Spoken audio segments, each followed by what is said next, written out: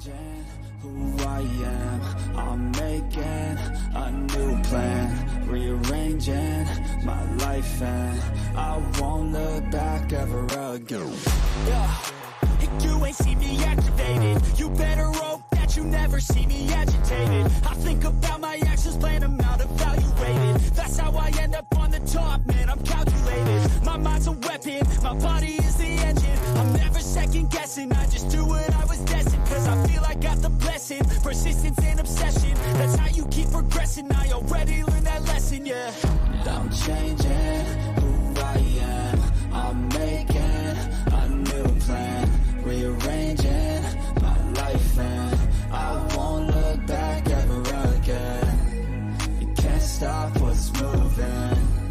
You can't stop what's moving. I'm changing my life, and I won't look back ever again.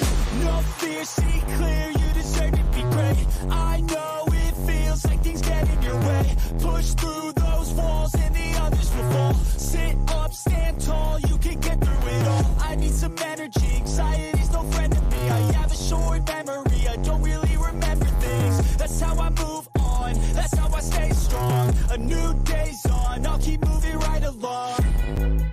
And I feel like the pain in the past, it needs to stay in the past. You gotta take off the cast. I wanna feel like I'm a new person. I wanna have clear vision and purpose. And I feel like the patient lasts. If you can move on and past the things that make you feel bad, and you can change in your brain, I'm certain. I've done it before, and man, I'm not perfect. I'm changing who I am. I'm making a new plan, rearranging my life, and I won't look back ever again. You can't stop what's moving. You can't stop what's moving. I'm changing my life, and I won't look back ever again.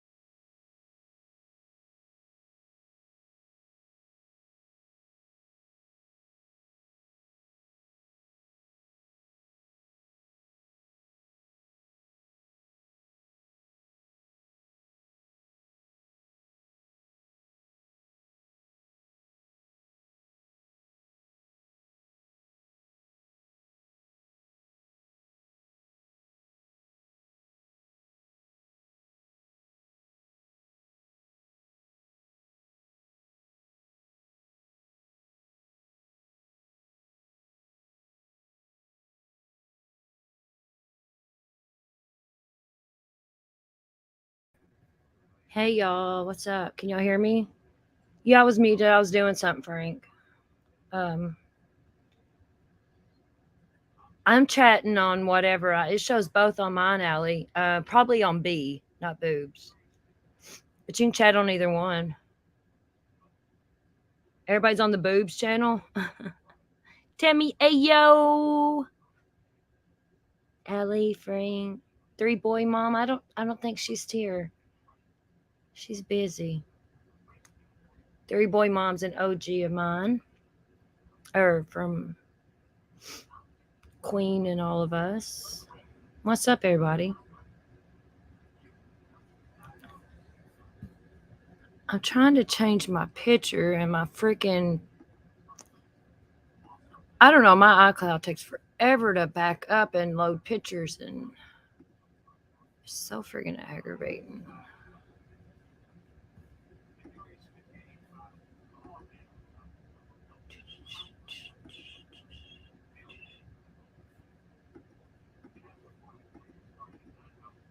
See if that makes it any better.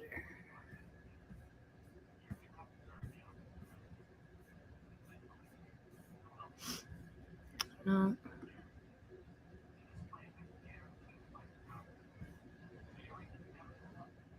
No, that's not it either. I can't get this shit to download. Drives me nuts.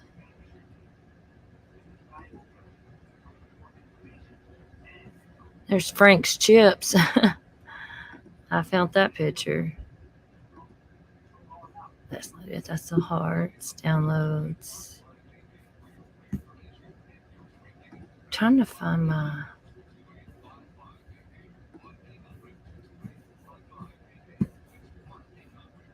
It'll just have to be done later. Piddling around. I know what piddling around is. I piddle around. As part of squirreling alley, baby. Piddling is squirreling.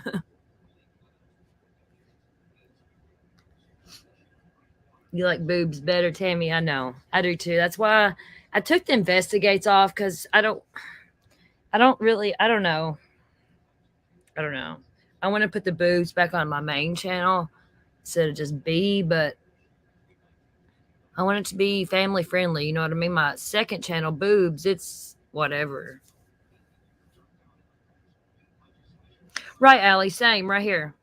Where'd it go? I'm trying to sync my phone to my MacBook. It's right here in my hand, and it's taking forever. Because I want to make my picture the thumb that you made me, like I do on my main page, but it's not on my StreamYard.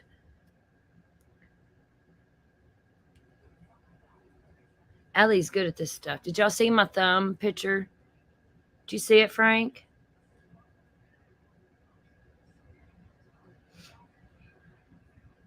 If it would freaking hurry up and sync, I could get it on my thing here. I hate this. I don't know why it's not synced. It aggravates me. Show options, all files. I want all of them.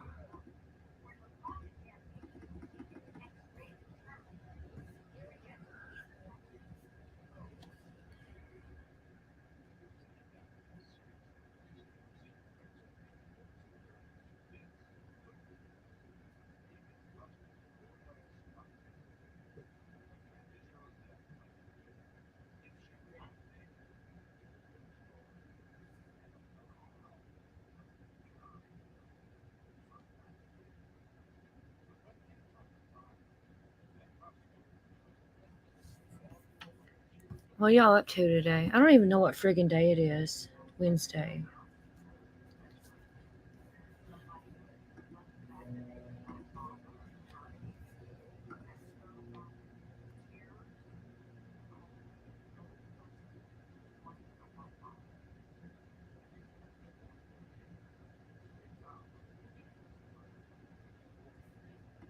Well, thank you, Frank. I love you, bro.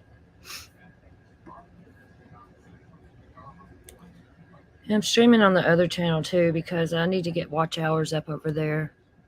If I get a few, it adds up. I am trying to get watch hours on that channel. God, it takes forever to get to 4,000 watch hours.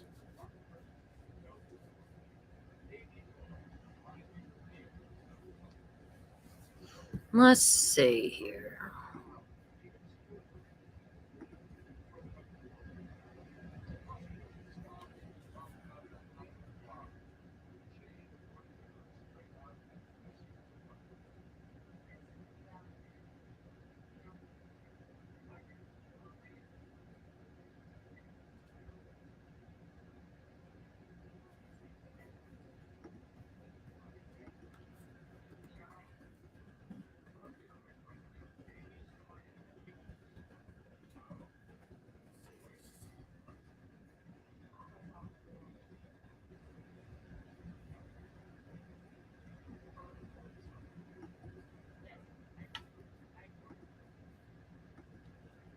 I'm looking up something here real quick that somebody.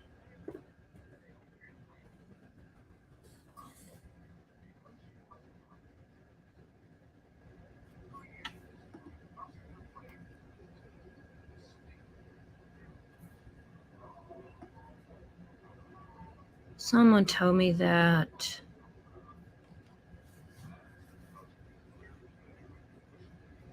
No, that don't show it.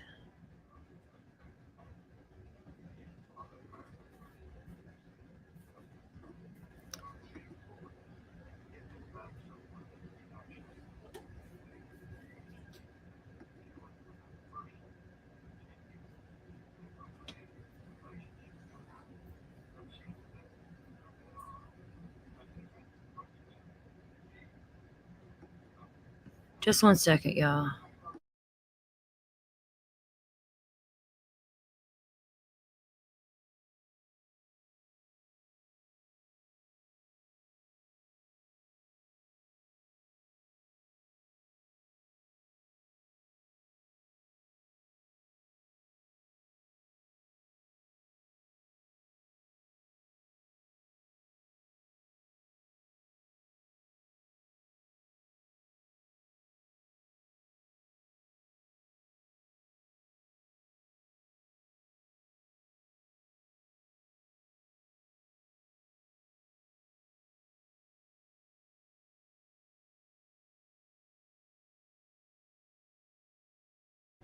Okay, I'm back. Sorry.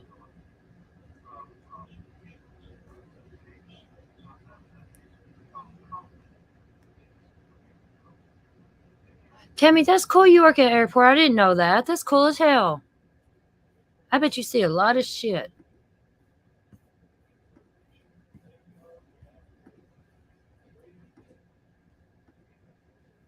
Excuse me.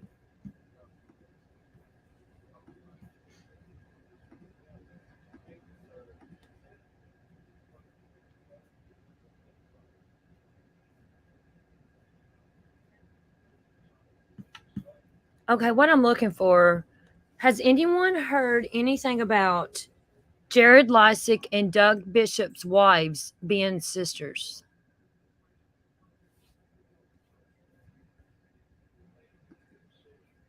Twin sisters, I believe, maybe. Or just sisters. I don't remember which one it was. But I was looking at that, trying to look into it.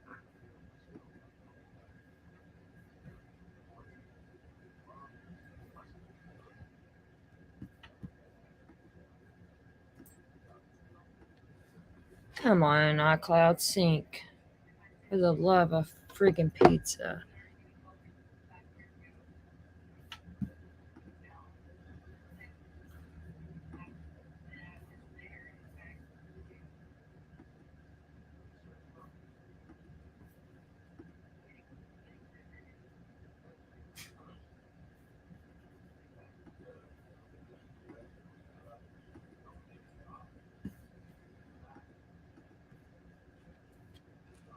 No, Frank.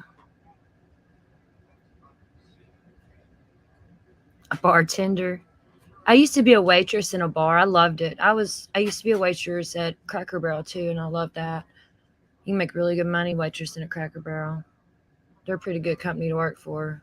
They're strict as fuck, but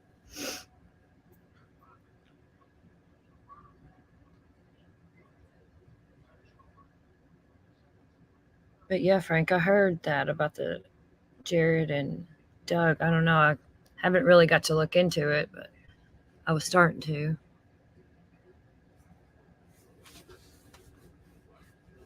Oh shit.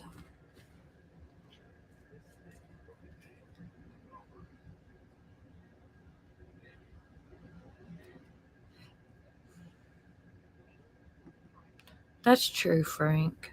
I could do that. Do it through my phone, but I don't want to freaking freak with all that. I don't know why I just don't automatically.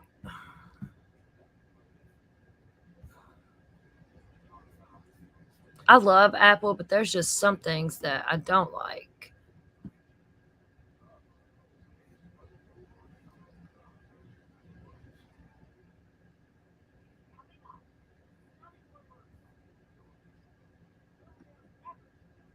Let's see, recent. Now you got me back looking for this freaking photo that won't sync. I don't know. Probably because of these videos I got on here.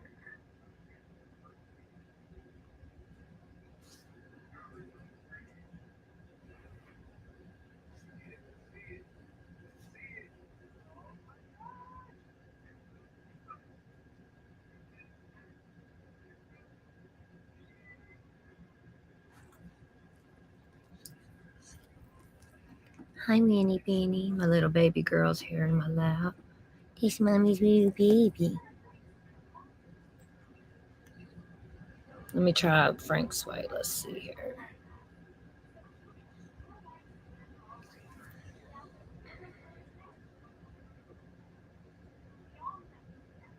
Going on my phone. That's a good idea, Frank.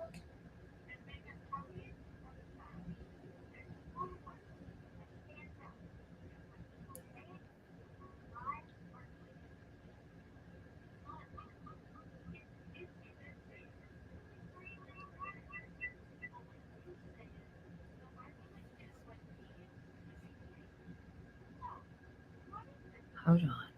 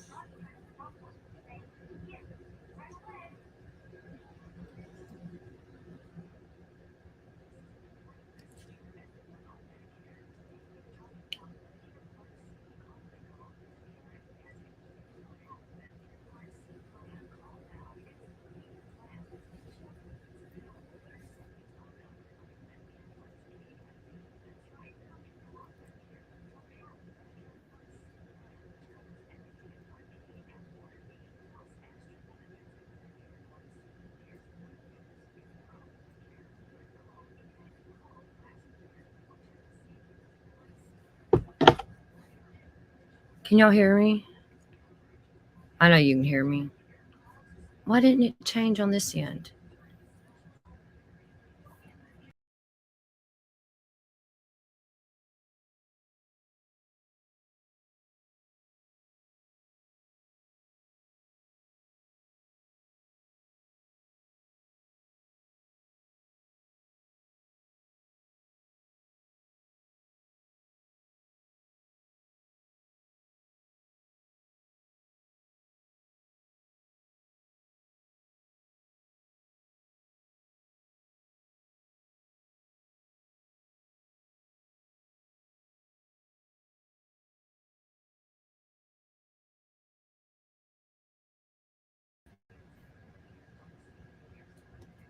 It changed it somewhere, but now it don't.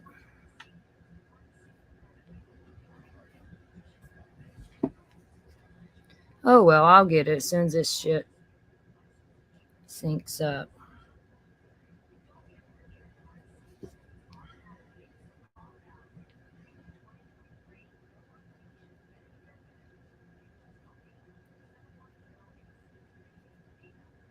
Did I see Trixie somewhere come in? There she is. There's my love. Hey, I seen you. I was busy and I was not going to let it go. Wacky tacky. Hey, love. Stonefly Blue. Hello.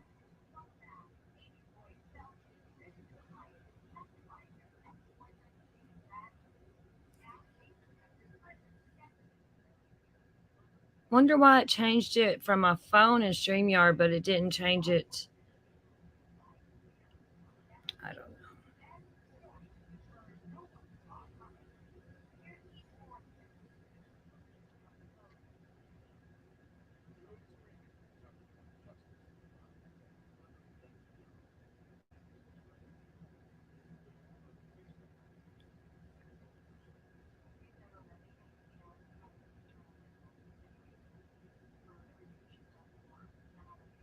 Let's see. Oh, that's cool.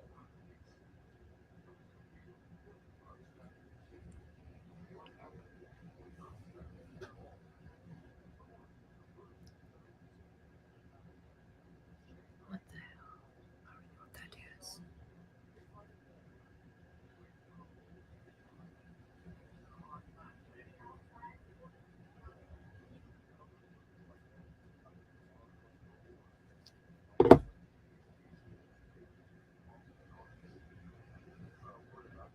Yeah, see, I could do mine. I could change mine right now, but it's not downloading from my phone. That's my problem. It's this friggin' iCloud.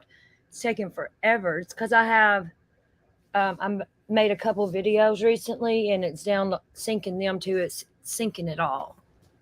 It's taking a minute. I hate it. I could do it, but Allie, I need some more thumb emojis, different ones like for our membership. You know how you can use certain emojis just for members?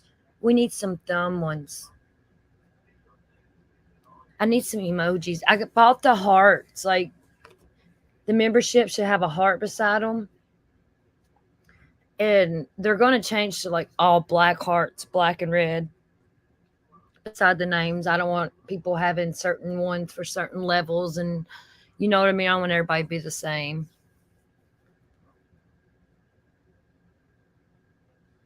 I get this freaking phone to. It's right here beside my computer. I'm like you, I don't get it. Let's see here. Let me.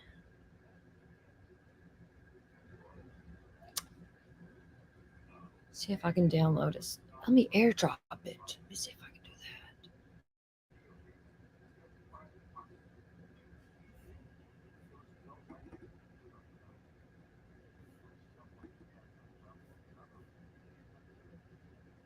Okay, there. Okay, I might have it. Here we go. I forgot about airdrop.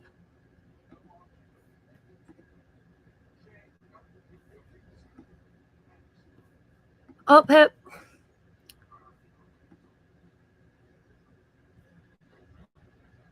Are you freaking serious? Look, I done it. All I had to do is airdrop it. I forget that I have airdrop.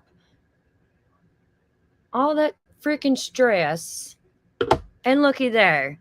Look, me and my two wieners and my Oakleys. And that looks exactly like my hair. I swear, Allie nailed it with this one and me.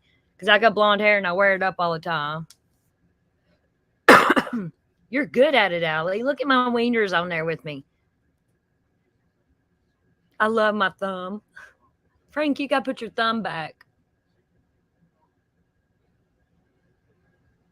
Oh, no, damn it, Apple.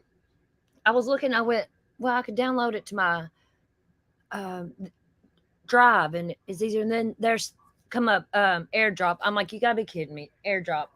Bingo, instantly.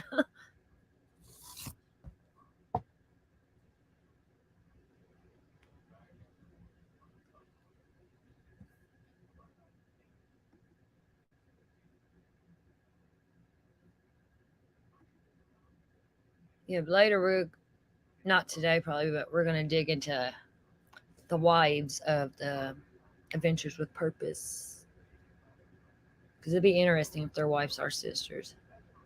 It looks like a thumb. Yes, it does. It's perfect. Birmingham. Frank's American accent is on point. Yeah, we need a Birmingham emoji for members.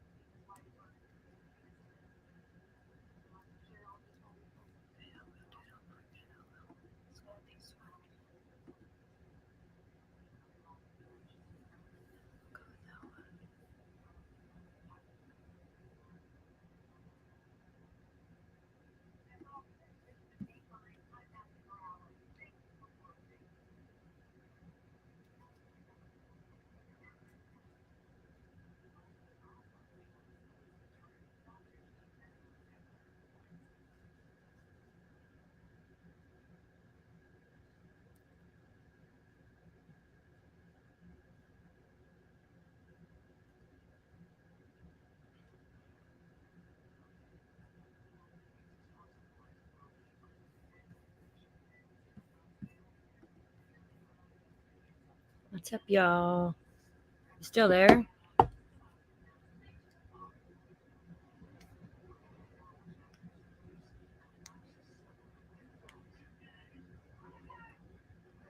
Yep, it works, Frank. I just done it on my laptop.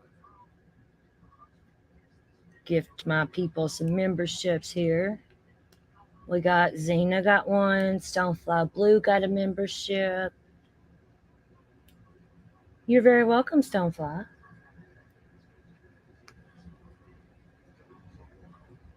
You came over to the B side. Yeah, that's a bish. Cotton candy bishes.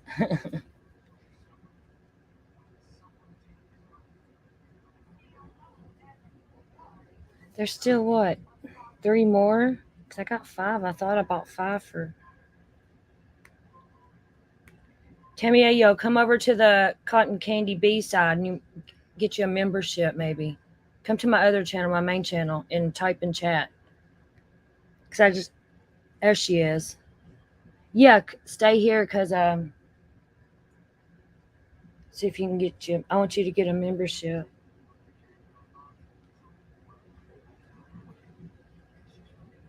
There's still like 3 more. Look, now everybody. Hey, Vintage Pearl. Hello. Yeah, turn on the gifts. Hit the gift thing that where it says gifted 5 cotton candy bee memberships. Hit that and put allow gifts. Yes, Timmy. Hey, yo, there you go. You got one. Yes. Yay.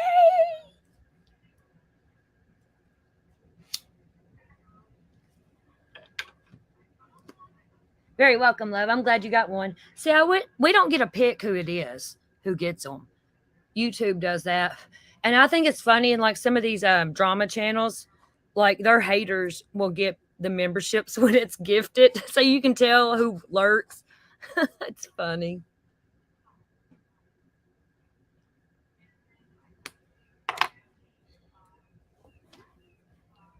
There's like 2 more. I don't know.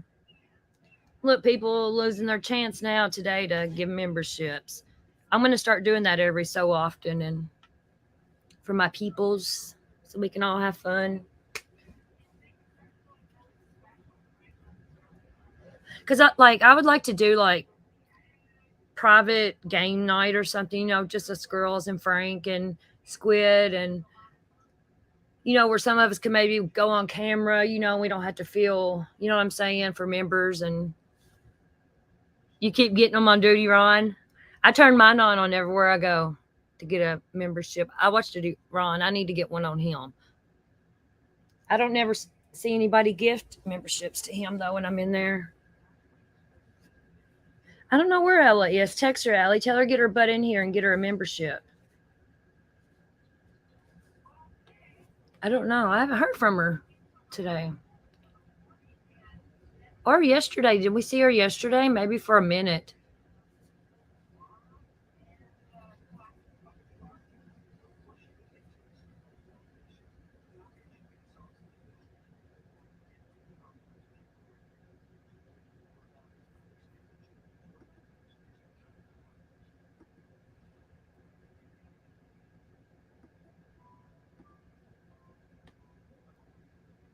Jaded, hey. Jaded Empath. Are you the same Jaded that has the name just that has Jaded? Do you have two accounts or are y'all two different people?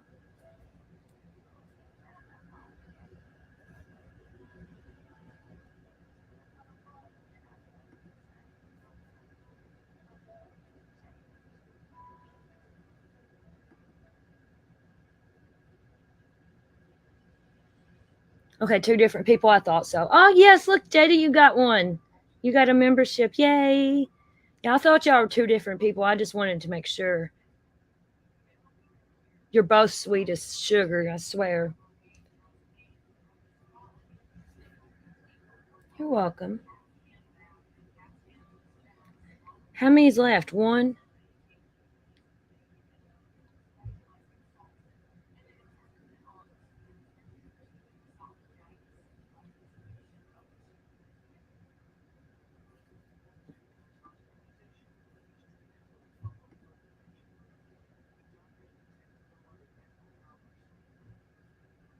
Yeah, the other Jaded, she mods for Benny and them over there. She's got a lot going on too. She has other places she goes. She hasn't been around. She must be busy though. She might be other places, but she's not been around like she usually is.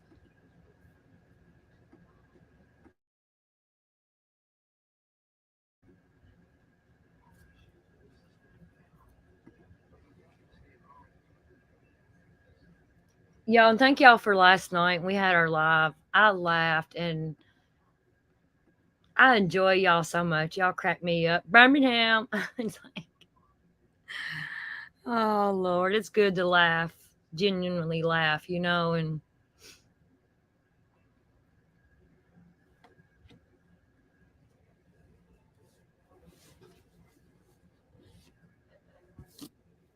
oh shit, how do I got my clock and stuff?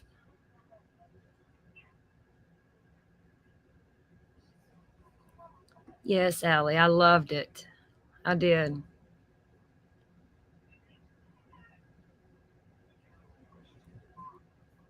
Oh, thank you, Jaded Empath.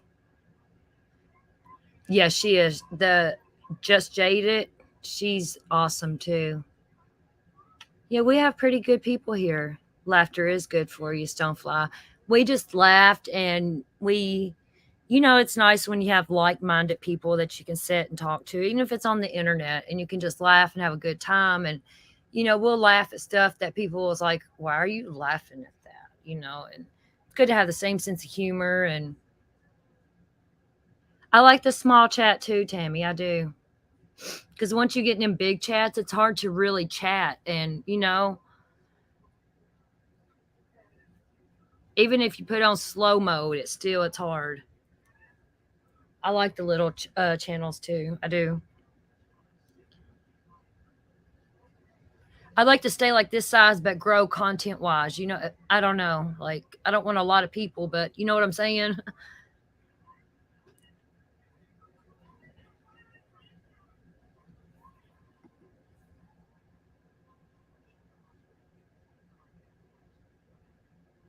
What ringtone did, what ringtone, Birmingham?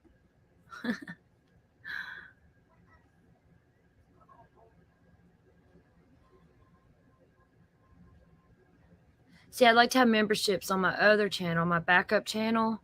because I want that to be like the girls' night channel, where we have private streams and stuff. Because I want to do more true crime and cases here and chit chat more on the other one.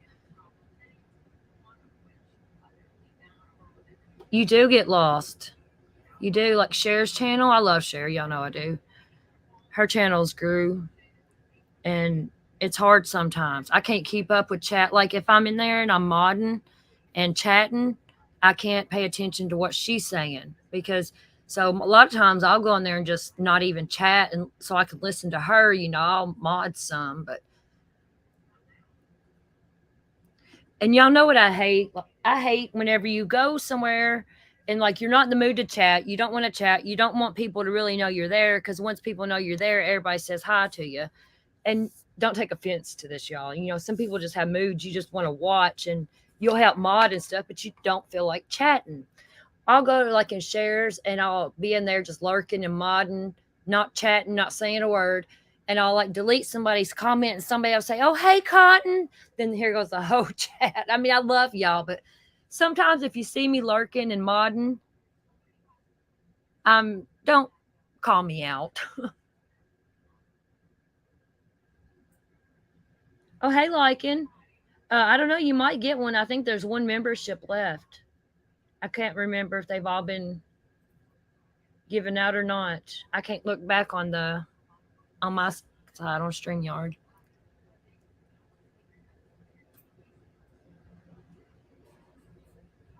Come on, Lysol. I'm joking, Lycan. Lycan, how did you come up with the name Lycan? I like different names. It's a pretty cool name. For real.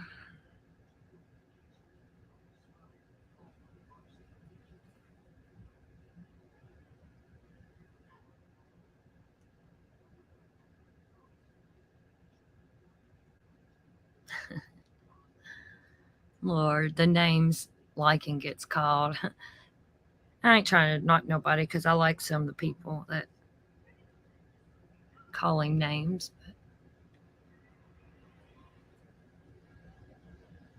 A lot were lone wolves. Oh, that's cool. That's cool. I'm kind of a lone wolf. Did you get one, Lycan? Yay, he did. Oh, hell.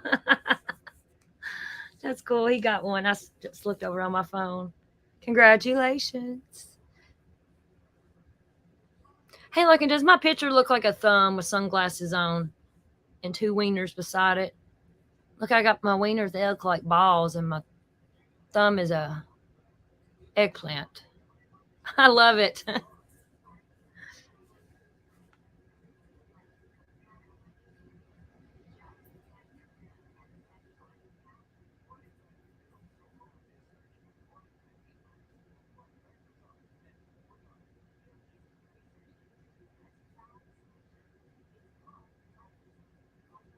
Frank, you are fast.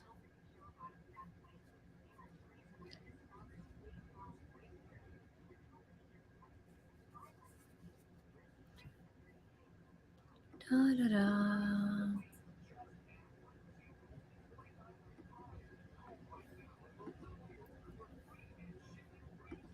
I ain't got nothing I'm going to talk about. I just want to chit chat and give some memberships. People be cray cray though.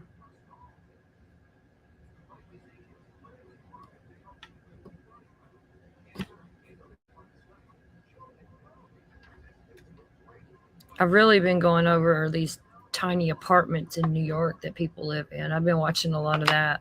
It's pretty cool. And then there was these people that lived in the sewer in New York City, and it's very interesting.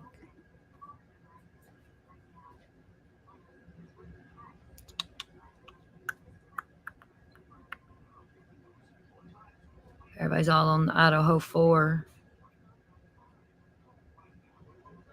I mean, I'm covering that case, but I'm not going to keep posting repeat shit. There's really, I don't know, you can find some little ding and dangs there to post, but You know it's a cash cow case whenever Natasha Cooper's covering it. And yeah, I'm so cash cow because that's what people do. And I'm not trying to be a cash cow. I don't know why y'all have so much to talk about on the same old shit. No, I don't live in a sewer. I seen like when I was watching Wacky Tacky and was watching the New York ones, like the Vegas ones kept popping up for recommendations for me to watch. I'm going to get into it too. Maybe we can do a live on it. I might do a live on it because it is very interesting. Let's see what I can find. Did I save? I don't think I saved any.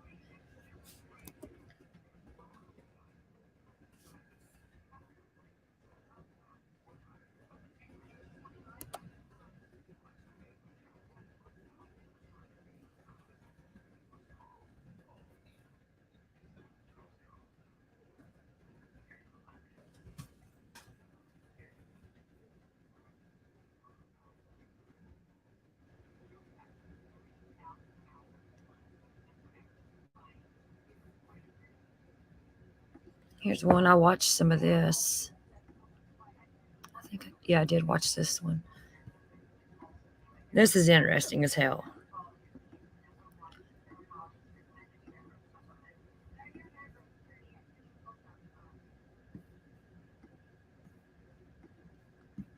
This one here lives in a sewer, like actually underground in the sewer. And it's pretty cool.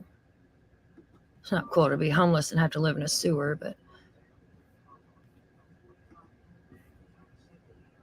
You live in the tunnel? I live in the tunnel.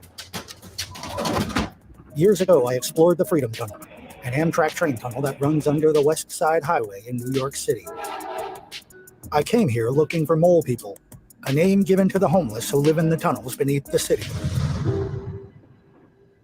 On my very first visit to the Freedom Tunnel, I met Carlos. How you doing? My name is Carlos. I'm a Christian. Carlos immigrated from Cuba when he was 21. I'm more American than Cuba, man. I'm 27 years here. You've been here 27? I'm 48. How did you get here? In the boat. Kiwi, 1980. Yeah. Carlos was friendly, but skeptical of me and my camera. I want to say the truth. You say right. I don't trust you because you don't know me. You don't trust me too either because we cannot trust me. Gradually, I gained his trust, and he opened up quite a bit about his life in the tunnel. How long you been here? More than 2 years. You like living down here? Yeah, because I got everything that I need, you know. I got my place, everything's okay, the heat, everything, electricity. Nobody bothers you? No. They know that we here, you know. You have any trouble getting food down here? Or? No, God provide food. What do you do for food? Like a supermarket, they throw away food. Oh, yeah? Food, they expired the days, Yeah. and some food that they damaged, you know, broke and it's in good shape. So we take it for food. I don't have to worry. Eventually, Carlos showed me his home. Got it, come on. Yeah.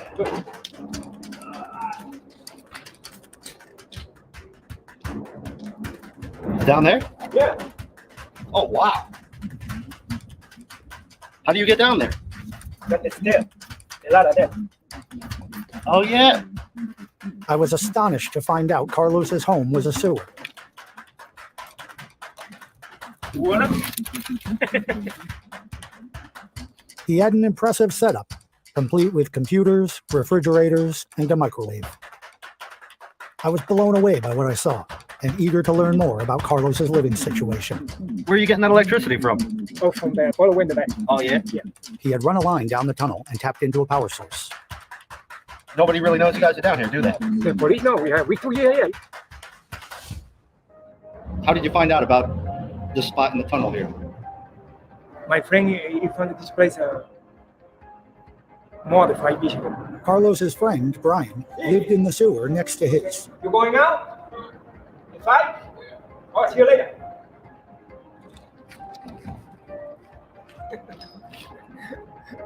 Where were you living before you lived here? Me? I was homeless for a long time, for many years. For many years, I used to live in the church. And the facility, you know, government facility, the church, it's a very bad place. The church is a very, very wicked place. So, I think 8, 9 years, I don't know exactly, I get out from the church. What makes the shelter so wicked? Wicked, drug, fighting, wicked. Now, what originally led to you to be homeless? not easy for me to maintain my job, to hold a job, You could see Carlos's sadness as he talked about how he used to live. In contrast, he was proud of his new home. Anybody want to come over here, got to take the shoe out.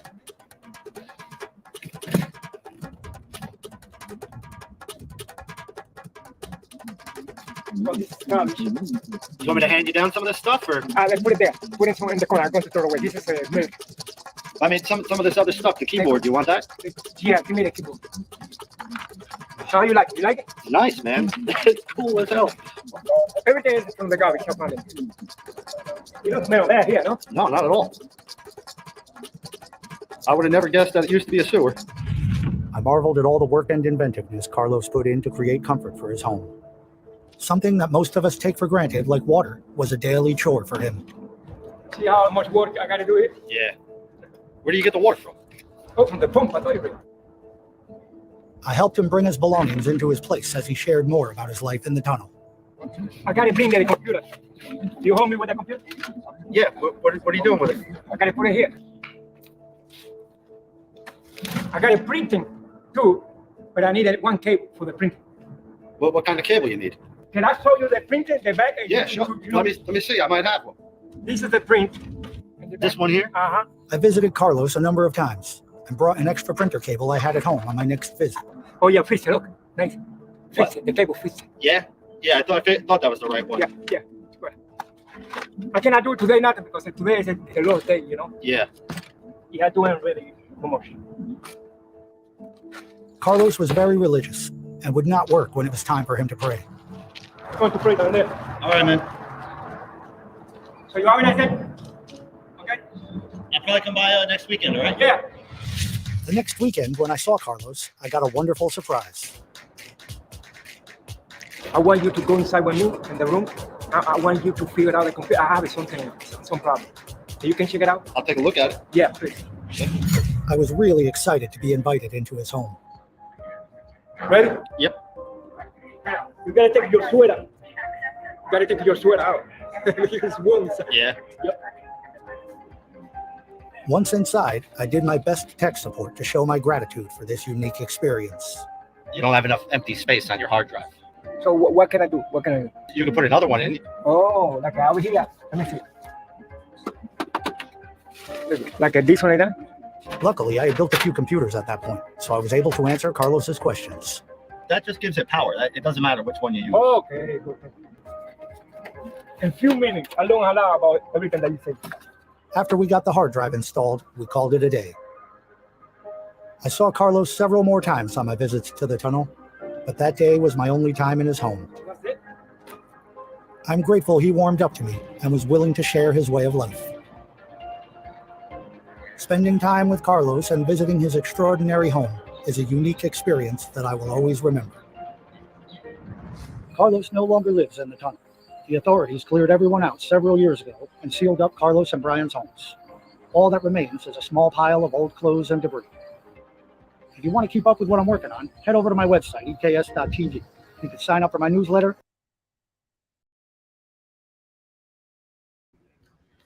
It's wild, isn't it? The things we take for granted. And then you got these people so humble.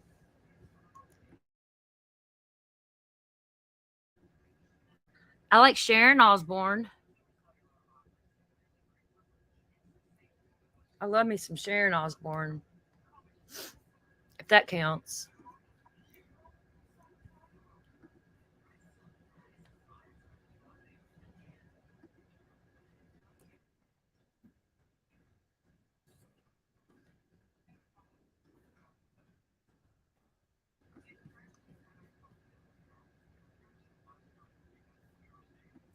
Wacky Tacky, I know this girl. She is a train hopper. Trash can, and yeah, it's pretty wild.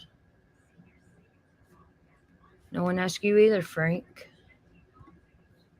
Don't mess with me, boy.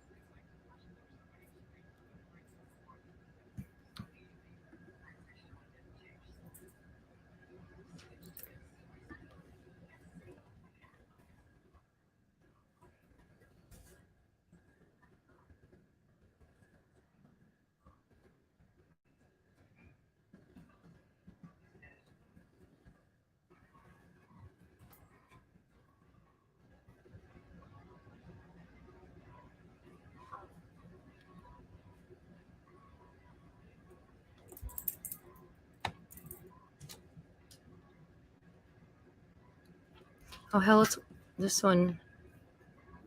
This one says he built a secret home in a mall and lived there for 4 years before being discovered. Sorry, y'all, if you don't want to watch none of this, we can stop. It's just interesting, the homeless and what people do to survive, you know? It's crazy.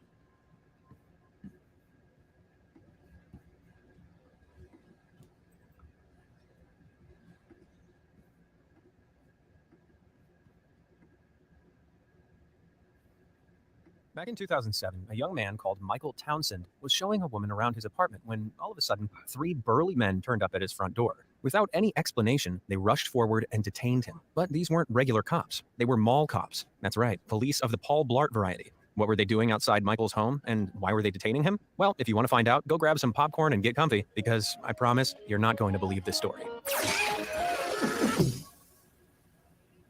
If we're going to start at the beginning, then we need to rewind all the way back to 1999. This was the golden era of bell-bottom jeans, Britney Spears, and most importantly, mall development. In Providence, Rhode Island, the brand new Providence Place Mall had just been built. The 1.4 million square foot development boasted 160 stores and services, straddling the Woonasquatucket River as well as Amtrak's Northeast Corridor train line. With so much going on, this wallet-busting $500 million project was clearly designed to be a one-stop shopping destination that would help revitalize the city. But as it was being constructed, our protagonist, Michael Townsend, a local Providence resident and artist, noticed something unusual. His running route took him past the mall's construction site every day, and as it was being built up, he spotted a section of the site that didn't make sense. Right by the river, there were 2 large walls that almost touched, but not quite, leaving a gap in the middle that led to a large spot where nothing was going on. The space was too oddly shaped to be a store, and too angular to be a part of the parking complex. It looked like some sort of design accident, a strange space that existed purely because of the angles of the other purposefully designed areas around it.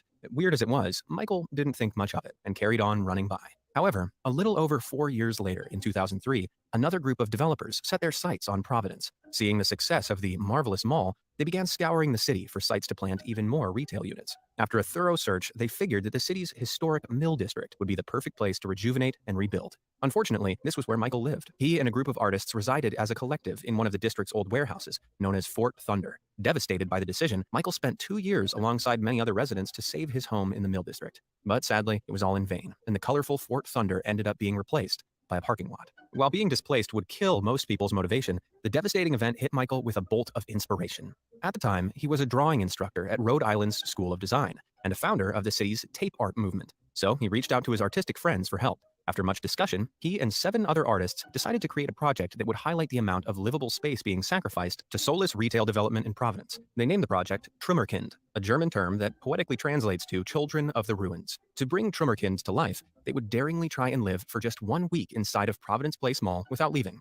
To do this, they needed a space inside that was safe from the eyes of the mall's security team. So it couldn't be a part of a store, nor could it be a section of the parking lot. It was at this point, in a streak of creative justice, that Michael suddenly remembered the weird void he'd spotted all those years ago. He went to investigate whether or not it was still there, and sure enough, the developers had never bothered to seal it up. Even though it was difficult to make out, a long, dark crevice meant the space was still accessible from the ground level. The concealed space was crammed full of things that the construction company had left behind 6 years before, like broken wood and bags of zip ties. Clearly, no one had been here since, and being behind such a slight gap meant it was safe from any meddling mall security. Even though the room was undeniably narrow, it was big. How big? At least 750 square feet big. That's around the average size of a 1-bedroom apartment in New York City. This meant that Michael and his group was sitting on some prime, yet completely free real estate right in the middle of the mall. Now, I think we can all agree everything is better when it's free. Free food, free parking, and obviously, free YouTube content. That's one of the reasons why you're watching this video, am I right? Well, if you love free content as much as I enjoy making it, be sure to hit those like and subscribe buttons down below. Now let's get back to Providence. The hidden space was more perfect than Michael could have dreamed. And upon seeing how much potential it had, the plans suddenly changed. They began wondering what a developer would do if they were in their shoes. And so they decided to turn the unused space into their own private condo. Instead of living in the mall for a week, now they'd try to live in the mall indefinitely. But the room just wouldn't do in its abandoned state. So Michael and co got to work clearing it up.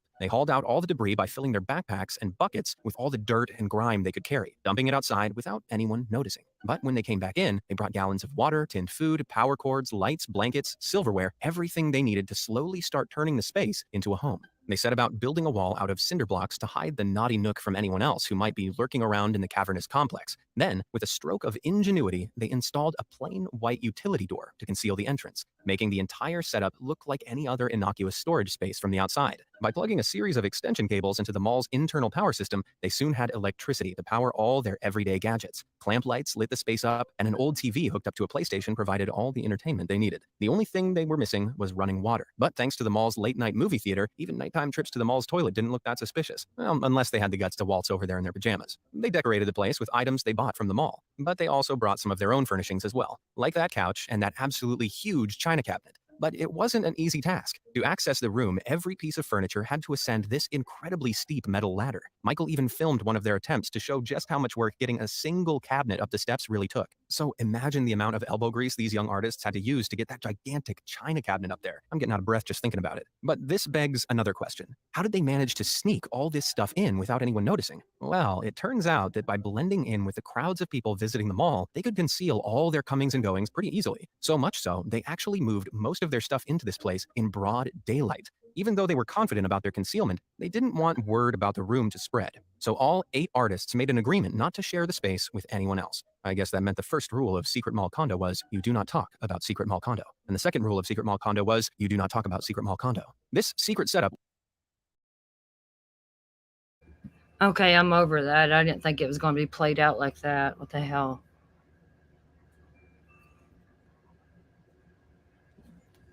Well, yeah, let's watch something. I want to watch some funny videos or something. Let's watch Vegas. See if I can find Vegas tunnel people.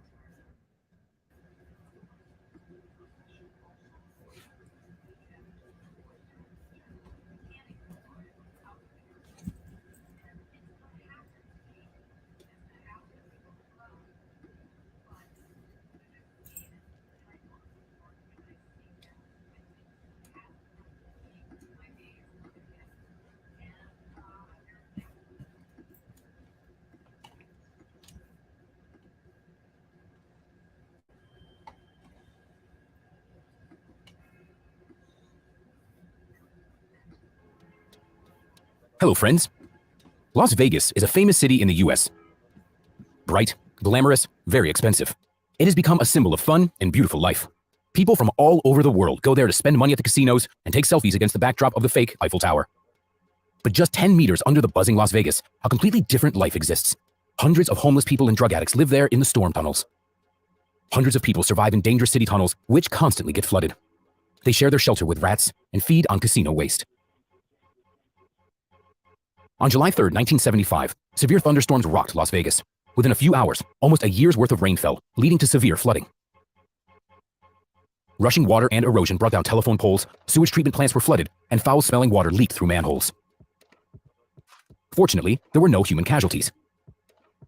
It was after this flood that the city of Las Vegas was forced to build modern flood tunnels under its streets in order to reduce the consequences of future natural disasters. By the 1990s, tens of kilometers of storm sewers had been built under Las Vegas, some sections of which were wide concrete tunnels. The entrances to these tunnels are in plain sight, and many consider them to be ordinary flyovers. It is these tunnels that hide what the residents and visitors of Las Vegas never want to face. The network of tunnels has been providing shelter for many people for decades. Although the tunnels were never intended to be homeless shelters, there is more than enough space there to accommodate the many people who treat it as such. They are called mole people. Basically, these are mostly drug addicts, people with mental disorders, criminals, crippled veterans, and hard workers who can't earn enough money to pay rent. However, there are also those who have deliberately chosen this lifestyle. Las Vegas's policy on homeless people has always been complicated. Since this is a tourist city, the authorities have always tried to fight the presence of the homeless people on the streets. This was one of the reasons why these people chose to hide out in the concrete storm tunnels. Until a certain time, they were simply left alone there to live their lives as they pleased, and thus, the underground community developed. Based on various sources, the Las Vegas storm sewers stretch for over 400 kilometers. Wide areas with a height of slightly more than the height of an average person, located near the surface exists, have become a safe haven for the homeless. Living in the tunnels isn't easy, especially since many of the basic things we take for granted aren't available there. For example, plumbing. When one of the residents was asked what she missed the most from her previous life, she laughed and said it was a toilet and a shower.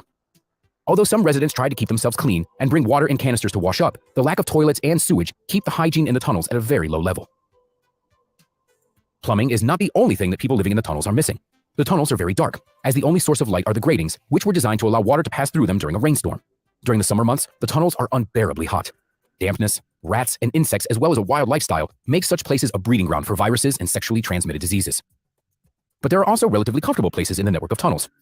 Some people have managed to fully furnish their tunnel space with tables, mattresses, and other furniture. The coziest parts usually belong to couples. This is the most famous photo from the tunnels of Las Vegas. It depicts Stephen and Catherine. They're actually rich by local standards. On an area of about 40 square meters, they have their own pallet bed, shelves with their belongings, and even books. Most of the homeless people in the tunnels live in simpler conditions: a mattress, a blanket, canister of clean water, and a flashlight. Some homeless people have small refrigerators to keep their food safe from rats that roam the tunnels at night. The tunnel residents keep fires to drive away uninvited guests. I have to say that the people living in the tunnels are well aware that they're sitting on a time bomb, because a heavy downpour can drive them out of this dwelling without any warning. They would only have a few minutes to collect the essentials and leave the tunnels. Fatalities caused by flooding are rather common. For example, in 2016, water gushed through the network and drowned 3 homeless people. But these aren't the only dangers the residents face in the tunnels. A very common problem there is crime and drug addiction. After all, many local residents are addicts. It takes a long time for emergency services and police officers to find a patient in the tunnel network. Moreover, the mole people don't always dare to immediately call the authorities, fearing they might have problems with the police. Illegal activities are an integral part of underground life. Even the most serious crimes happen rather often. It's no wonder that this kind of lifestyle eventually attracted the attention of the authorities. The increase in criminal activity has led to increased police control over the entrances to the tunnels, but the homeless still try and find a way to get inside. However, in order to avoid getting detained by the police, many residents chose to leave their underground homes. Nevertheless, despite all the difficulties and inconveniences of this lifestyle, various sources state that a total of 1,000 to 2,000 people live in the network of flood tunnels in Las Vegas and refuse to leave. It's like a small town or a whole local civilization with its own values that lives according to its own laws only they know and understand. Many people choose to live there because of the proximity to the casinos on Las Vegas streets. The entrances to the tunnels are located near the gambling establishments, which are always full of rich tourists who throw away their money left and right. Homeless people go to the casinos in search of chips lost by players, to simply beg for alms, or to empty the slot machines of the tourists who have had too much to drink and fall asleep. Chips can always be exchanged for cash. There are also those who collect pension or welfare, which isn't enough to rent proper housing, but is quite enough to settle in the tunnel and regularly lose money in the casino. Some of these homeless people have regular jobs, for example, in stores or at gas stations, but they can't afford to rent housing in the expensive Las Vegas. Despite their isolation and the reluctance of the authorities to notice such a serious problem, the tunnel still attracted a lot of attention. Film crews and TV shows visit these places. But it doesn't mean that tourist maps should include this as an attraction, because it's still rather dangerous there. The homeless people living in sewage tunnels don't like intruders. The existence of the underground town in the tunnels under Las Vegas became known to the general public after the publication of a book by the journalist Matt O'Brien. Social services and the Shine a Light charity started helping the homeless. However, in order to participate in the rehabilitation programs, one needs to give up alcohol and drugs, which is an impossible task for many residents of the tunnel. Therefore, most of the homeless prefer to... This one here popped up over here, the Oakland, California homeless problem. It's wild because I don't know if y'all remember, I don't remember when it was. I was talking about, I went to Oakland, California, and I had to walk through Tent City. And let's watch this one. Yes, this looks like what I had to walk down by, but it's worse. They had like their own little houses built and everything. Let's see here. Oakland, California sure does have a homeless problem. Driving around town, there's homeless encampments all over the place. They're on the sides of the roads and dirt lots. There's long stretches of them on sidewalks. Some are in tents, some are in RVs, some are actual encampments with makeshift structures where hundreds of people gather in communities. It's estimated there's about 5,000 homeless individuals throughout the city of Oakland, but nobody really knows the exact answer.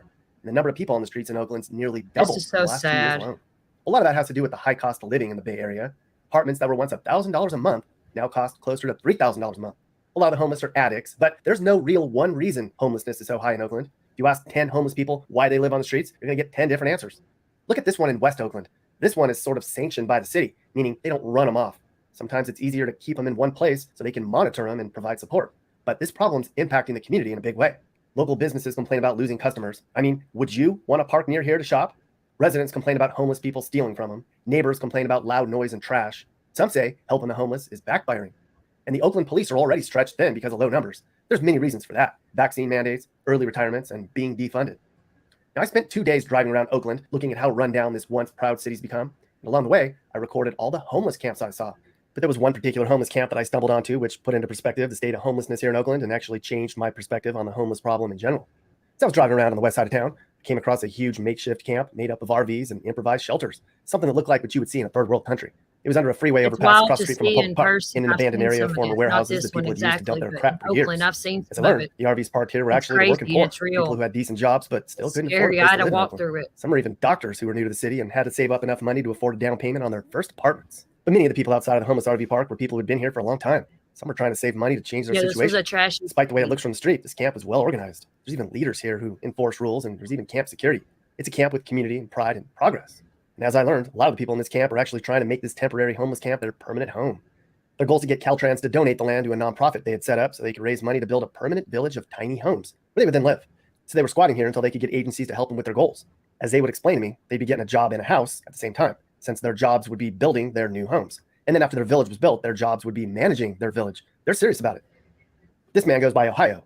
He founded this makeshift camp 15 years ago. We started actions. So every day, it's all foster kids, if I'm not mistaken. Ones that have turned 18 though, and we're for that. We're happy to have a place to stay, but nobody that lives on the site, and this is not just from here, it's from Wood Street, from this area all the way around to Target and stuff. It's about, I think, roughly 200 people. Not in the front, but there's a lot of them in the back still.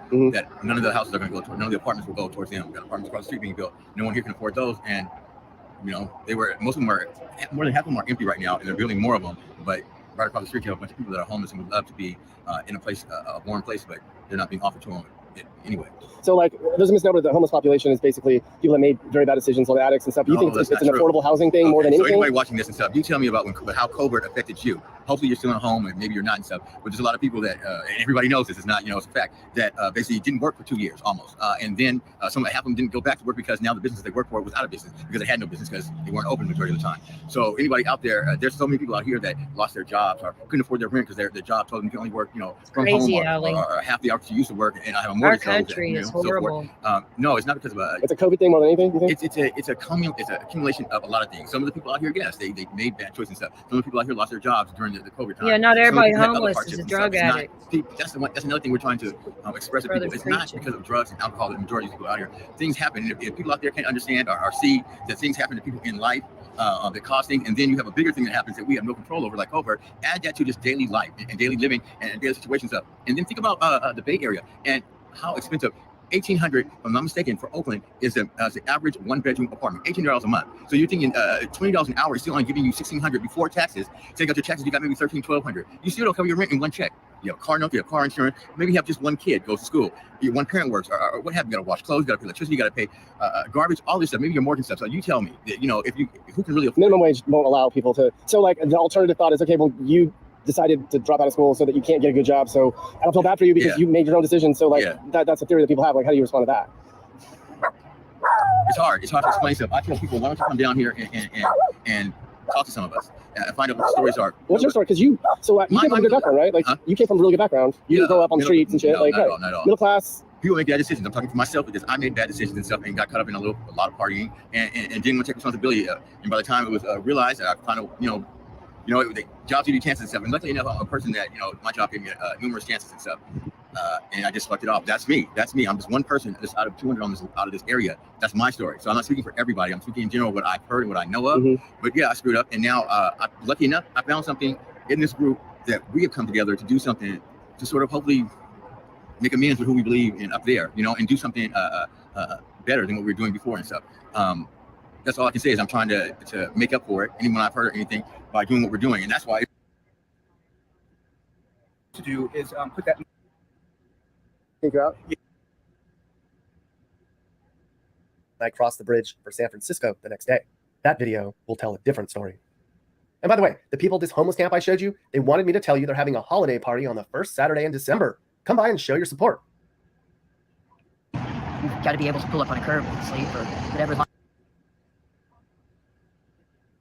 60 miles. So how do you get money? So we're gonna watch this German Venice dude. Who was it that told me that? Wacky Tacky? Hey, tell me if this is the right one. Wacky Tacky, hold on. Is this the right one? I love you, LA! Welcome to beautiful Los Angeles, California.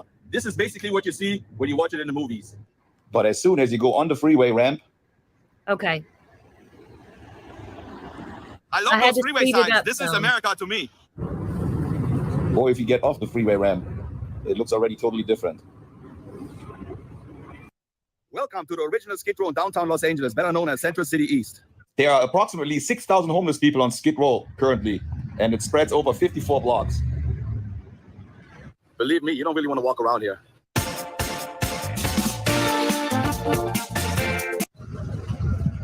They do have shelters down here, which provide food for everybody here. They really try to help those people. If you look towards your left, that's like a little area, it's called like the Mission, where people can get free food and they can hang out right there and they get some help. And then when you go around the corner here, see this building on the left, you see where the gates are, like the rolling up gates. This is where Michael Jackson was dancing in Beat It. That's where they filmed that music video, remember? And then a little bit towards the right, that's the original Hard Rock Cafe. That's where Jim Morrison and the whole Doors took like a picture photo shoot right here. See this building? And back then it was already Skid Row. And then when you look towards your right, you see this original building they used for the movie Ghostbusters. Only the interior shots though. Skid Row has the largest concentration of homeless people in the entire United States. Hollywood is only a few miles from downtown. The glitz and the glamour. They filmed hundreds and hundreds of movies down here in Los Angeles downtown. But you really never get to see what's going on in the side street here. Every time they do a movie, everything is being cleaned up. So you're basically not going to get to see all this.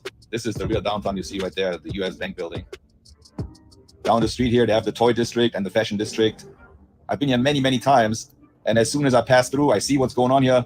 But 2 miles further down, I already forget what I saw. And this is, most of the people in Los Angeles don't even get to see all this here. And if they do, right away, you forget about it. You don't want to see all this. But this is how it is right here in Los Angeles. People just laying on the street like this man right here. From the distance, when you see Los Angeles city line, it looks like paradise. But there's a huge gap between the rich and the poor. And just a few miles away from here, Beverly Hills, life is totally different. And as we know, Los Angeles is one of the most progressive cities in the world. Free food, giveaways.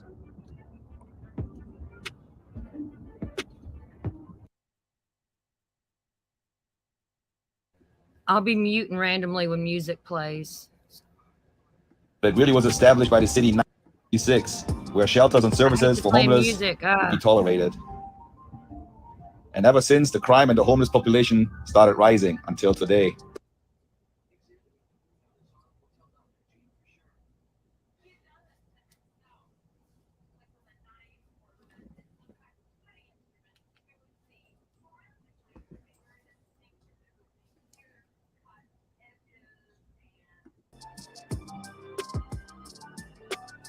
He's just standing in the middle of the street.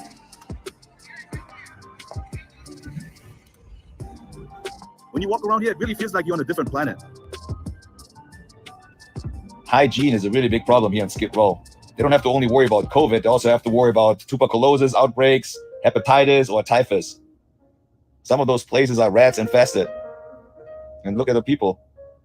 They just sit down on the street right here. Some of them just put a mattress down and sleep in the middle of the way.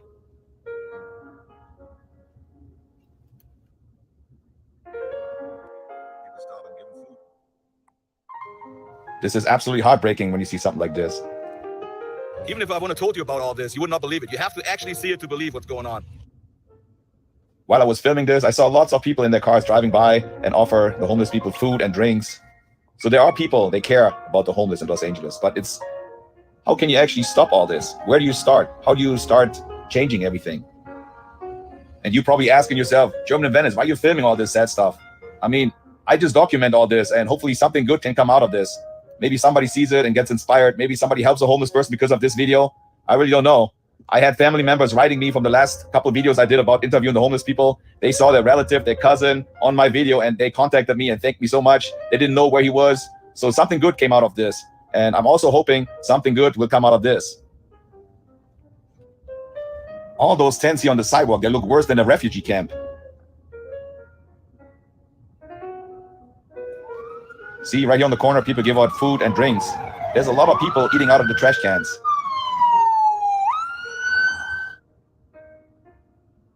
The big business close to Skid Row protect their property with barbed wire. Who knows what happened here, if somebody got hurt or not. A burned RV right on the sidewalk. They used to say when you see shoes hanging over the electrical wire, that's the place where they sell drugs. But I don't think that's true anymore. You can buy drugs anywhere down the street here.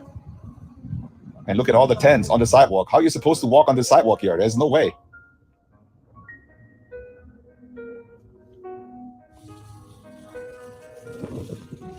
This guy was pretty inventive. He just connected a hose to the fire hydrant. Of course, a huge percentage of the people here on Skid Row use drugs, but there's a lot of mentally disturbed people. When I'm driving my car here, some people are in the middle of the street, they hit my hood. I mean, it's kind of dangerous. And when they saw me filming, I have people throwing stuff at me. It is really not a safe area, especially when you film. Despite all the bad stuff you see, when you see this downtown skyline, it makes me feel really good. I love downtown Los Angeles. I know people that live in Los Angeles for 30 years or even longer. They've never been down to Skid Row. I mean, we all have problems, but when you drive by Skid Row and see all those tents and all the homeless people, you really feel good about your situation. And you just think, hopefully this will never happen to me. How can you get out of this situation? It's already hard for yourself getting up in the morning. You have things to do. Those people really have nothing to do. They don't even have a place where they can shower. They don't really have a place where they can go to the restroom. Lots of people use buckets, and then at the end of the night, they throw it on the street. I mean, you see all this, but you cannot smell how bad it smells everywhere here. When you get out of the car, even in the car, you can smell it. What I couldn't really understand is most of the homeless people that walk around in downtown, they don't even wear a mask. And then you think, all those people are so close to each other, COVID would spread like crazy and people would die like flies, but this is not the case. I don't really know. I don't have any information if there's a lot of homeless people in hospitals or not. But I'm just wondering, like I said, barely any of the homeless people wearing masks. You see this green structure here on the side? They call them green machines. Those are toilets. They have 9 of them in downtown Los Angeles. And in the beginning, the criminal element in Los Angeles took over and they were charging $1 to $5 for the homeless people to use the restroom. But now I saw they put a whole bunch of porta potties on the side. You can see them right here in the back. And they also put like little hand sanitizer stations with water on a few of the corners.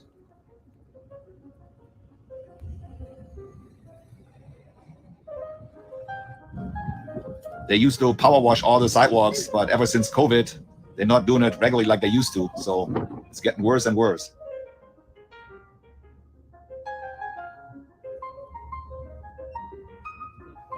The trash is just overflowing everywhere.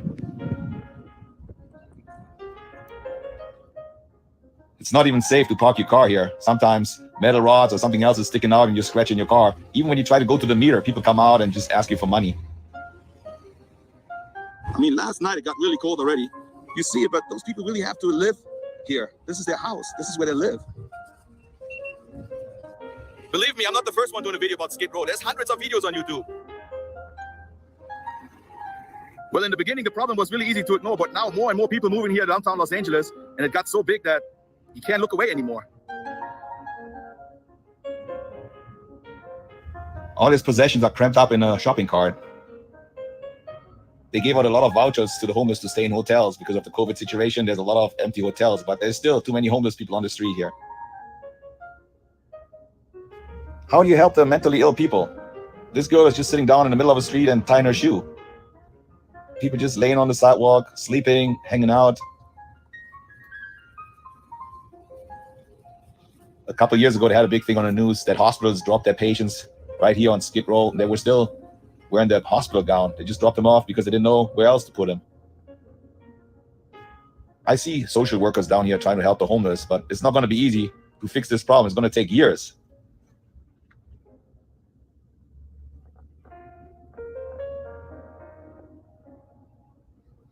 And now Christmas is around the corner, and I don't think those people really care about anything. They just want to try to survive right here. It's like a jungle out here. You have to survive. There's shootings down here. There's crime every day, fights.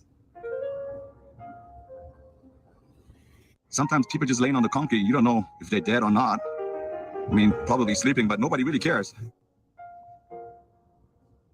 I think we hadn't had any rain since 6 or 7 months. Just imagine it starts raining hard, really hard.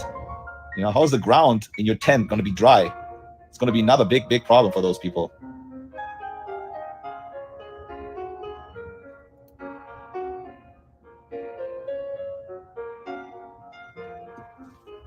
Wow, look at this. Mahatma Gandhi. Those encampments are just 1 block from City Hall. See the building in the background? This is the City Hall of Los Angeles, downtown.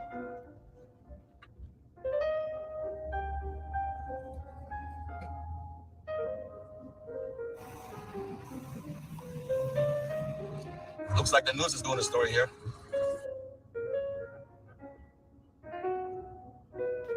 There is a lot of police present on Skid Row. I had to record this. I told you before, I love fire hydrants. I really like this area here. I've been here many times doing a photo shoot. This is the 7th Street Bridge, and people live underneath the bridge here too.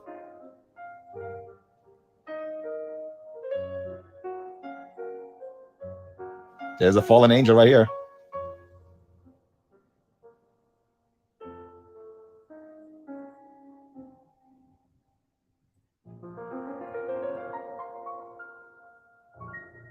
This is the worst poverty in a first world country. Here you can take some really good pictures of downtown. It looks nice with the sunset in the background.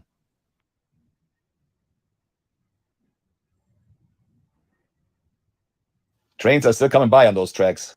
Well, Los Angeles is called the City of Angels. Maybe they're not angels anymore. Maybe they're like fallen angels now. Anyway, I do not recommend you guys to go down to Skid Row. There's nothing really to see, and especially if you film, you can get a lot of trouble. So leave that to German inventors, okay? Anyway, just want to let you know, thank you very much for watching. And if you like the video, give me a thumbs up, push the notification bell, and subscribe to my channel. Of course, subscribe.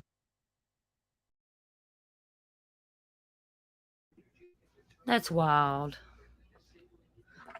I don't know nothing about crypto.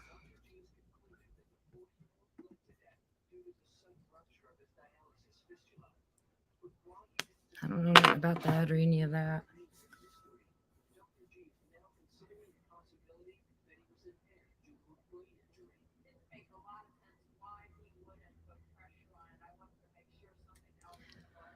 Oh, lordy, lordy. It's a boring ass day. Oh, man, it's gone. Thank goodness.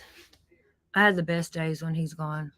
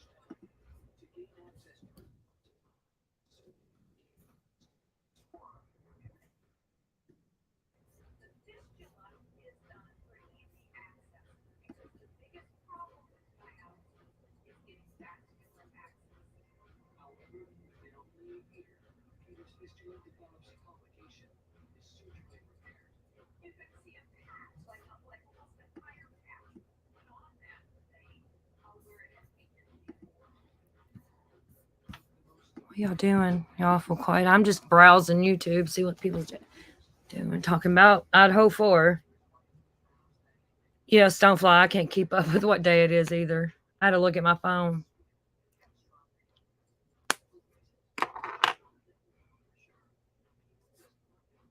It don't feel like Wednesday. It feels like the weekend for some reason. I don't know, like a Sunday. I don't know. Don't feel like a Wednesday.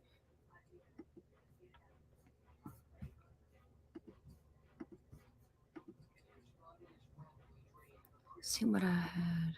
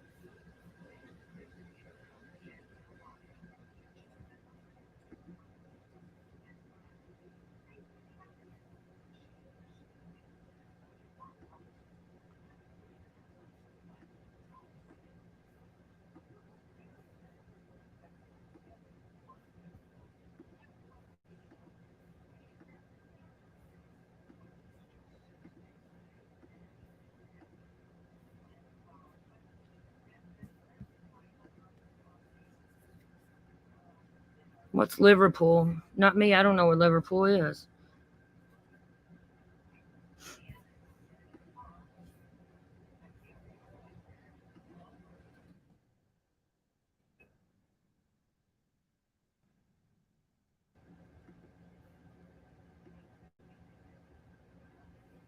I'm here. I'm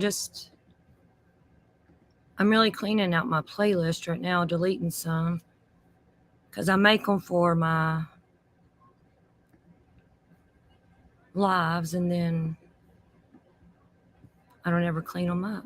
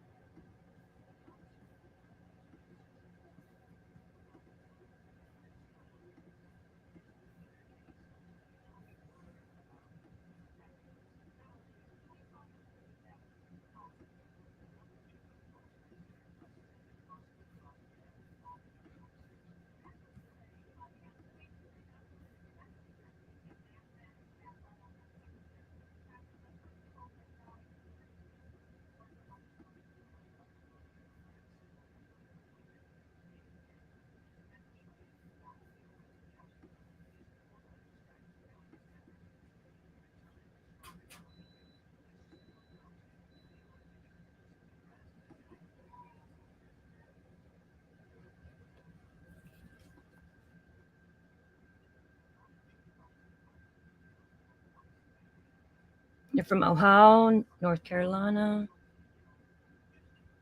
Black Country. I'm from Florida. I live in Florida.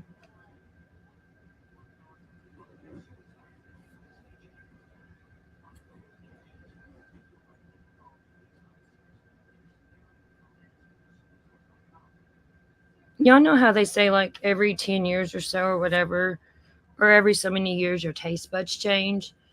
Wacky Takey's talking about coffee. I used to love coffee. Like I would drink coffee. I love iced coffee all day long. Now I never drink it. I don't know. It's weird. I don't like it no more. It's really weird. I'll drink it. But...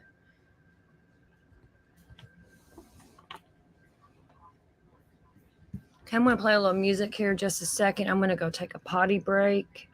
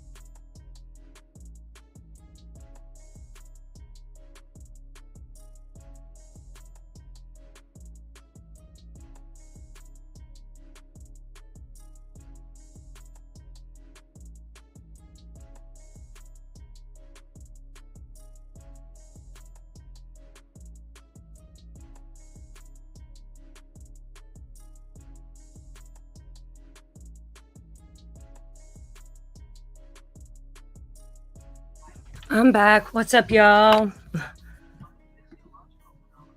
see here.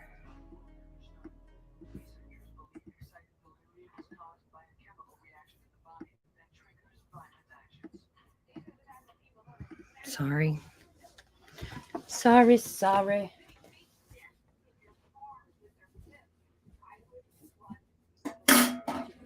Drink, need a pop.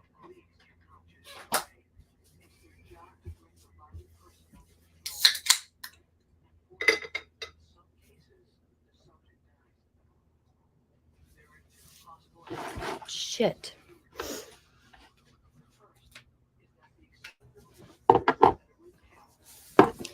Allie, your Cincy shipped. I don't know if you've seen that, if you're still here.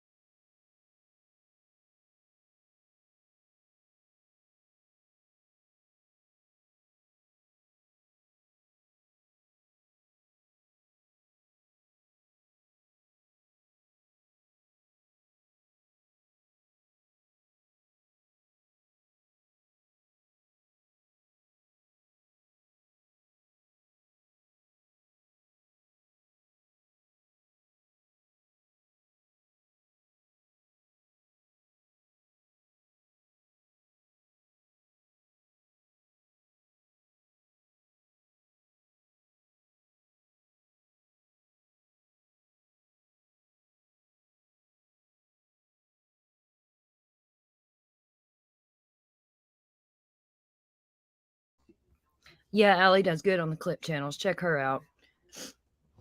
Yeah, she's our clip channel.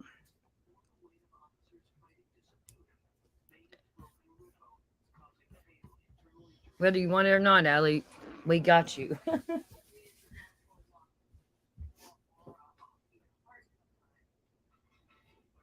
Then we can restream Allie and we won't get struck. We can stream each other, Allie, meaning Frank's our pimp. Everybody needs a Frank, but they ain't getting our Frank. Frank's Red Hot. What was it we was gonna call him? Frank's Red Hot or something.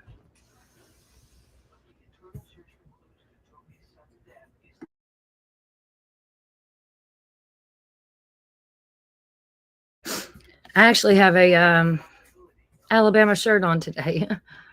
Birmingham. When he said that, man, he sounded so American. I'm like, who the fuck is that? It was hilarious. I laughed. I genuinely laughed, and it was amazing last night, y'all.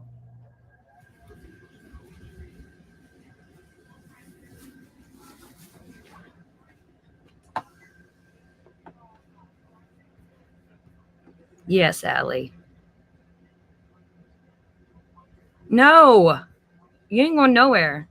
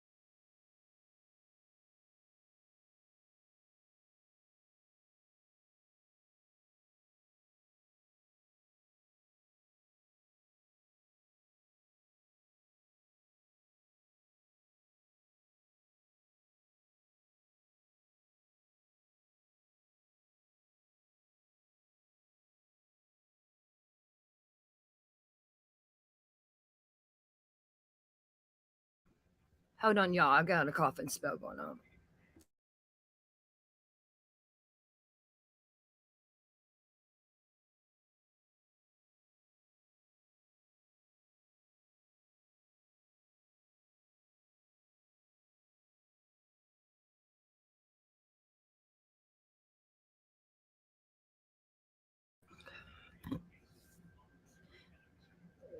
Pimping us out. Frank's red hot promos. Top G, who doesn't give a F. Frank's our G. G dog. Frank, you need to add G. I'll be Frank G. Like cotton candy B. One of y'all need to be Tootsie Roll and Sweet and Low. Cotton candy, sweet and low. Let me see your Tootsie Roll.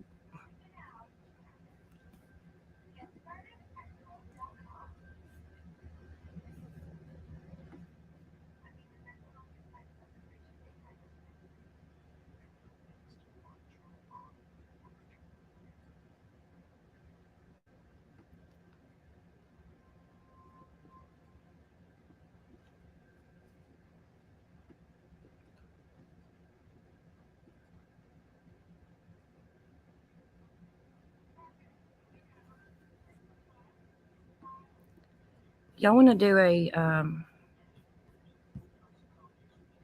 live on narcissism here in a minute? I do have. I was looking through my list. I have a whole list of stuff to go over on that. I want to. Well, it's playing videos and stuff, how I always do, but.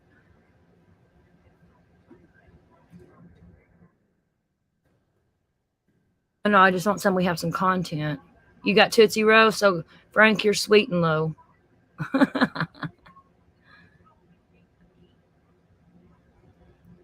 Well, I'm not ready to like get off here, and I still want to chat, and I don't know what to talk about right now. You know what I'm saying? And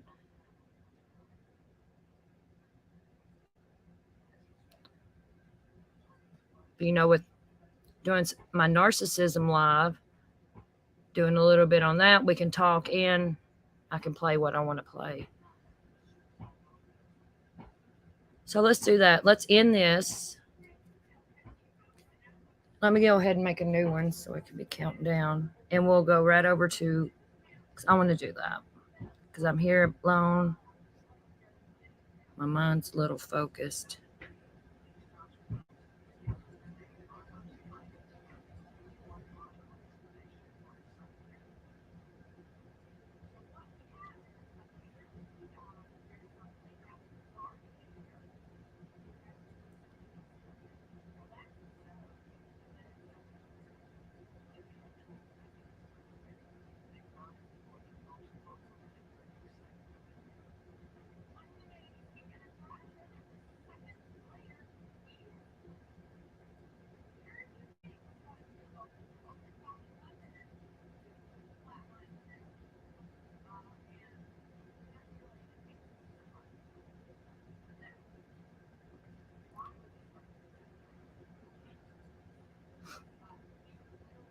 Did y'all see that video I posted of the registered SEG offenders or whatever that's around the Idaho house? There's 3 like right there. There's one like right there on the corner.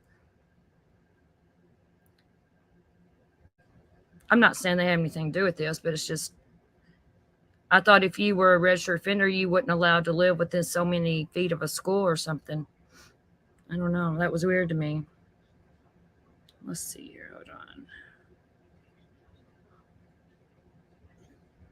Ooh, Allie, I'm got the sticky cinnamon bun in my warmer today. It's a new one. I don't know if you got that or not, but it smells really good. You got some good smells, Allie.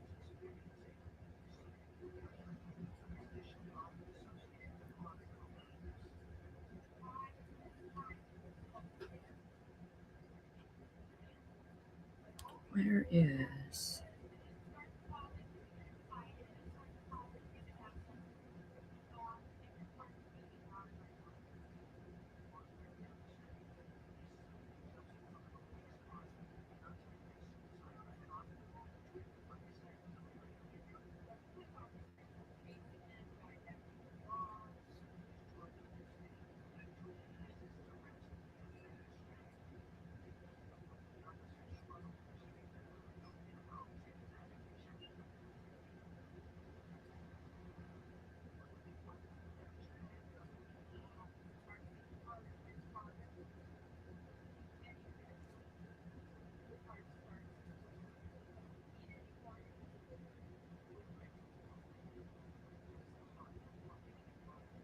You don't know nothing about narcissists, Allie? I am very thankful that you don't. And because the only way you know anything about a narcissist really is if you have experienced it firsthand, pretty much.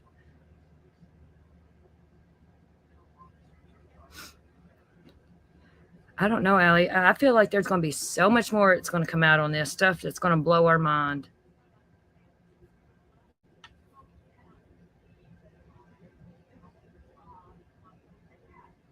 All right, so we're going to end this one, and I will see you all in a few minutes. If I got the live already set up, Frank, somebody, if you want to drop the link to that so we can set your reminders. You don't have to, but it's just going to be streamed on my main channel here. The B one, the BS.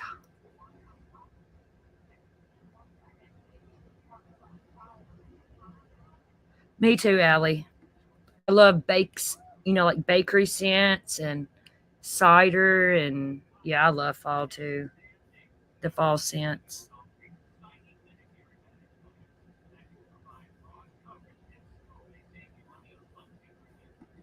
Could be. I mean, there was one right there, like whenever you turn to go up that hill by their house, like to that little back parking lot, there's one right there on the corner of that road when you turn to go up that hill.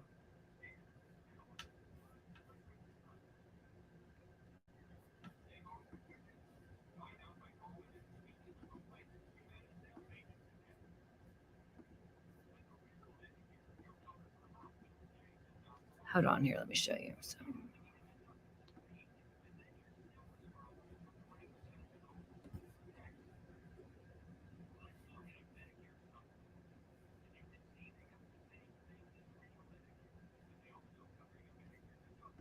Hold on.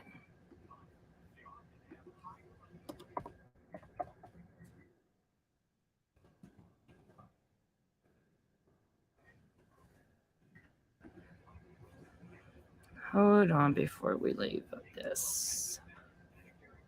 What the fuck is this?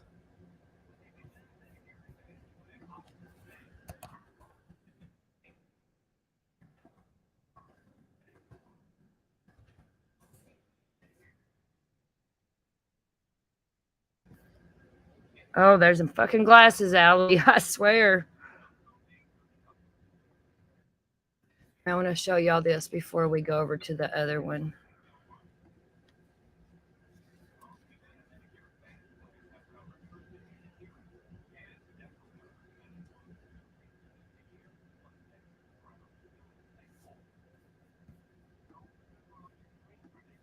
This is a Sega Fender lookup. Okay, right here, you see right here is the Moscow house. See, look how close these are. Them red dots. See, right there's their house. There's one right there on the corner because right here's the road that comes up where the hill is.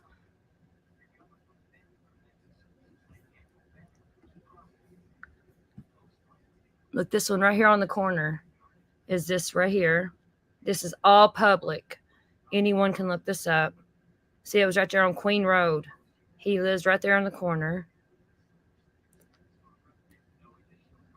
See, it shows where he's got a red dot on his house. His charges, you can see it on there. Sexual exploitation of a child.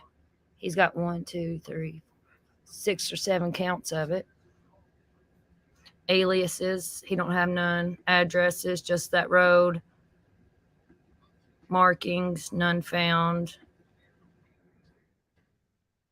So that's a Nate. That's him. Lives right there on the corner. Let's see here.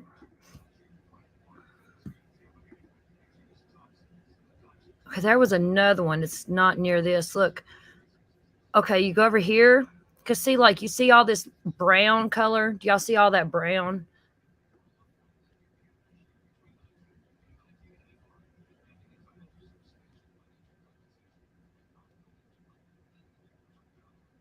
Hey, Miss Sala. Y'all see that brown there beside the green? Or the, like, beige? Are y'all still here? Or did you done leave me?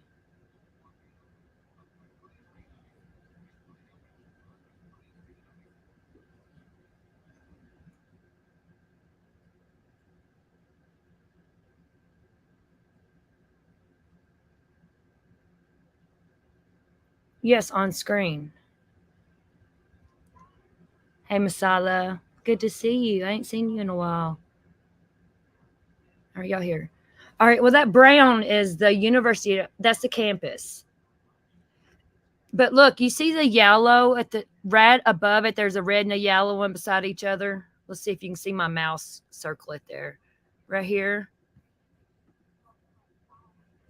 But look, that's kind of close. Is it different for universities than it is like little kid schools? But look, you click on that yellow dot. Here's the guy. His name is Jordan Clint Vernon.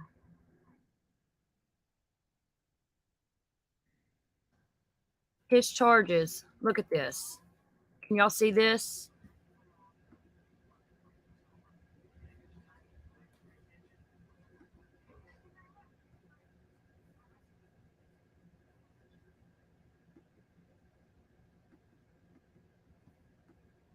Even though it's 2010 still.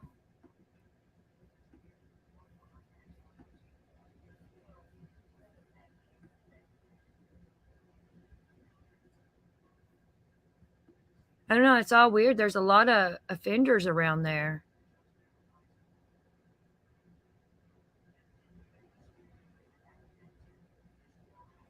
Jordan Clint Vernon.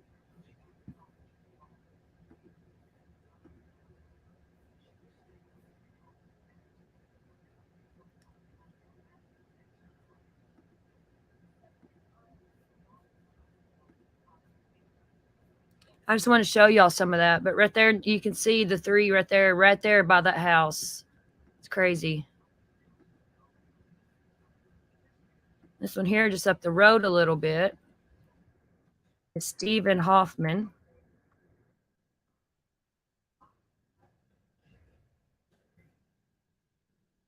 And there's his charges.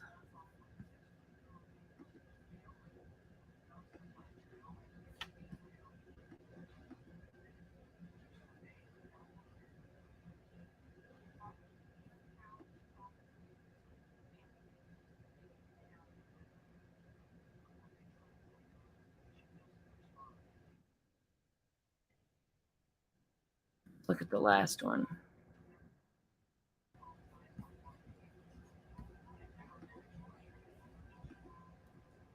Then we got, I can't even say his name. He has like 5 names.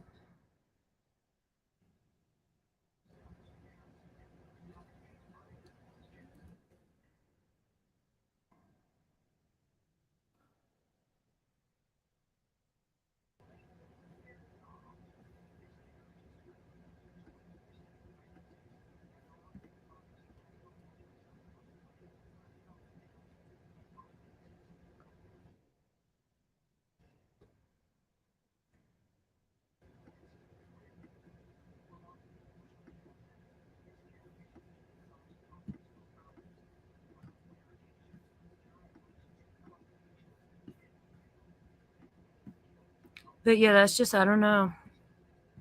I know it's probably got nothing to do with it, but it's just wild. There's so many offenders. Imagine the ones that's not registered that's around there.